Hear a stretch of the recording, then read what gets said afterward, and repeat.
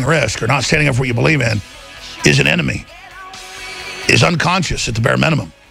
No, here's the quote for Twitter. Life isn't safe, but the most dangerous thing in the universe is doing nothing. The most dangerous thing in the world is trying to stay safe. Life isn't safe. And the most dangerous thing in the universe is believing there is no risk.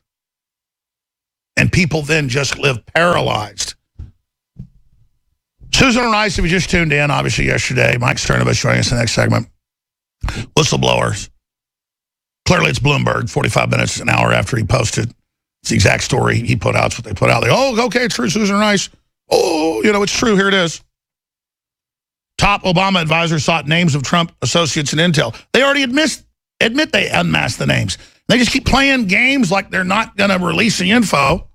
And here it is. And Mike Cernovich, can we cue up that 60 minutes in the next segment to introduce him, where they have that reporter, whatever his name is. Notice we don't even know their names now because they're just, oh, we can play it now. And the guy's such a stuff's, what's his name? Scott Kelly. Scott Pele, okay. He sits there and he acts like he is such a stuffed shirt. He's so arrogant. He's God. He's unstoppable. And just how dare you sit here and put all this garbage out? And if somebody watches that who's in a trance, they believe Scott Pele. But if you're already awake, you know what a joke it is, and that Cernovich is obviously being edited, which they did. So they asked him about it. They only show the clip up to where she's about to fall over. Then he says, oh, see, that's fake news. And then they cut to something completely different. He said about something completely separate, but it doesn't matter because in the interview, he kept his answers so short, they didn't have anything to really edit together. I mean, that's how pathetic these people are. Trump supporter, labeled fake news by 60 Minutes, beats everyone to Susan Rice coup. I remember about a year ago, Paul Watts was like, I like this Cernovich guy. You got to start paying attention to him. So I started paying attention to him, and it was only a few months ago we got him on. But that is so exciting.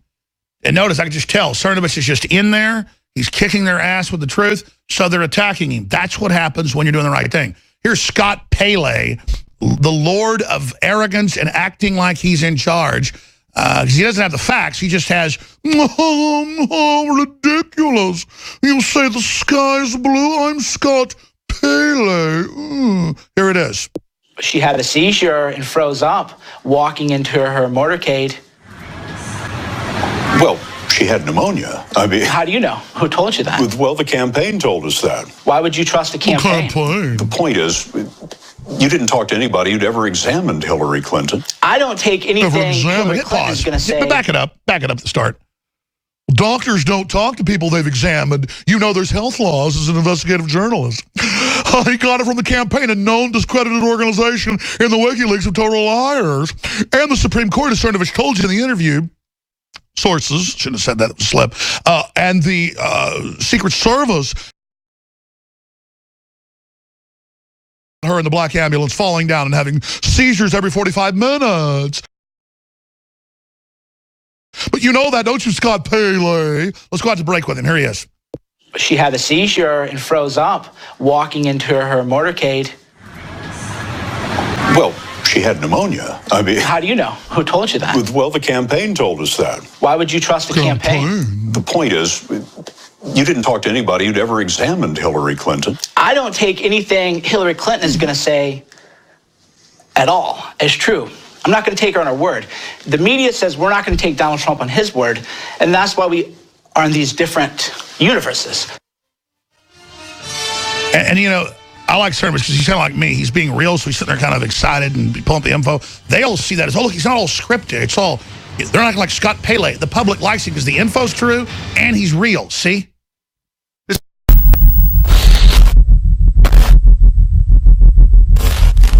The reality is this is a war.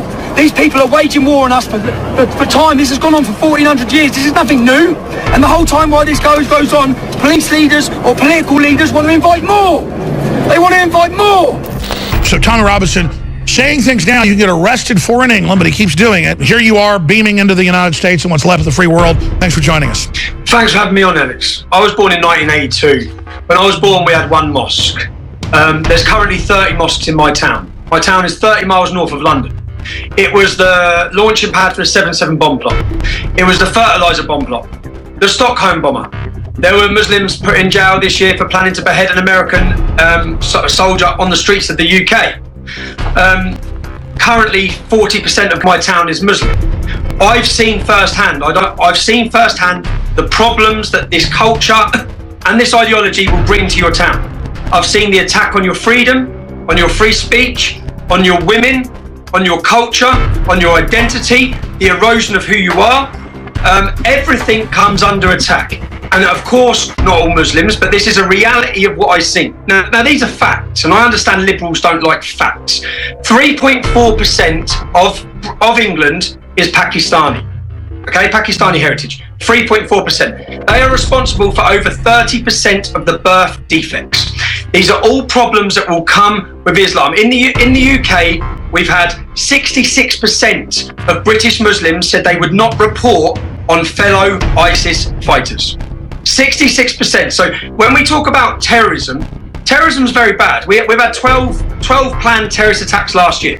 No one draws in on that. We've had one successful one in years, but we don't realise that every year, if they were successful, we'd have had shopping centres, aeroplanes, schools, everything would have been attacked every month. We'd then realise, then the liberals would realise, everyone would realise we're at war. We're in a war zone here. The arrogance, the bitching that everybody has to roll a red carpet out, and the grand imam saying, take that women, they're weak. I mean, it's like a joke. In the UK, 75% of Muslim women are on benefits and 50% of Muslim men.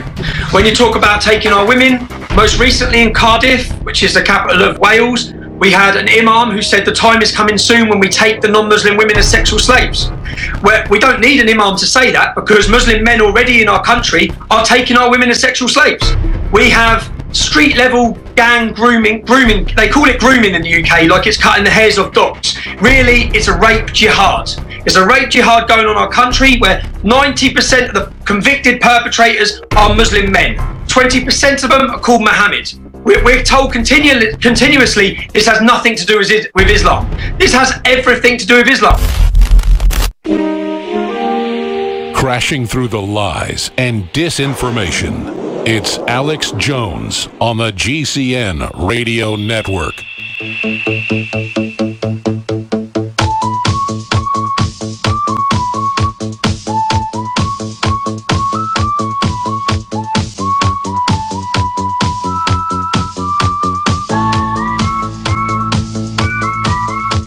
Well, the man of the hour in the real media, in the truth-based nationalistic media,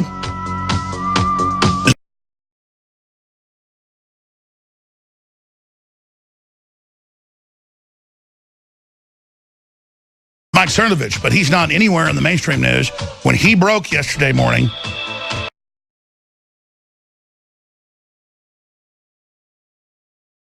the Susan Rice information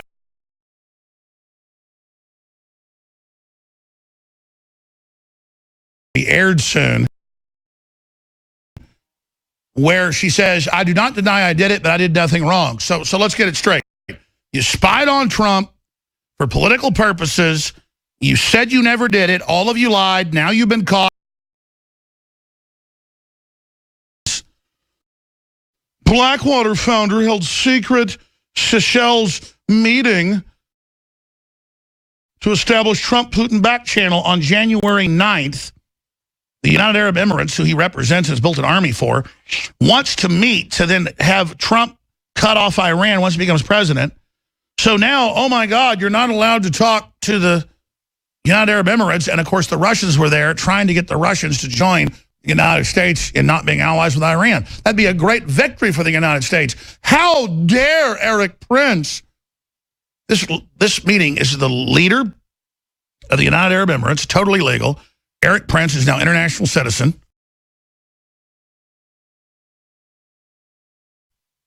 Totally normal. And the media then spins it like Russians. Dun, dun, dun. The headlines this morning were Russian web continues to expand. Imagine, out of tens of thousands